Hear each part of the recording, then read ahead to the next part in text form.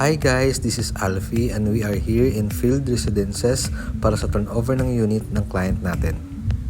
Field Residences is located at Sucat, Parañaque and it's 15 minutes away from Ninoy Aquino International Airport. And our client for today ay si Ma'am Aime kasama yung daughter niya.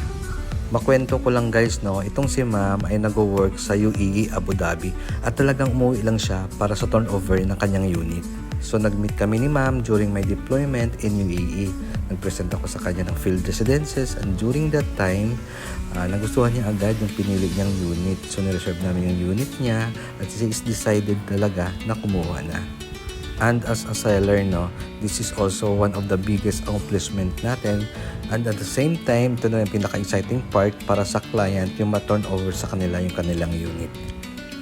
So ayan, chinek natin kung meron bang manifestation yung unit ni Ma'am, kung may mga sira ba at kailangang ayusin. And during this time, hinihintay na rin namin na dumating yung taga-sukat ni Ma'am para sa mga ilalagay niya mga appliances. Ang kinaganda ng unit ni Ma'am, no, yung balcony niya mismo ay facing sunrise.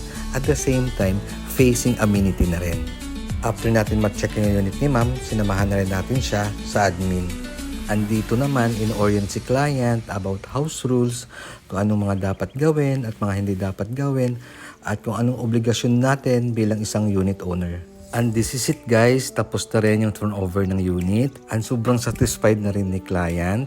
At sa mga gustong kumuha rin ng unit sa Field Residences, kagaya ni Ma'am Aime, 5% down, pwede ka na mag-move in.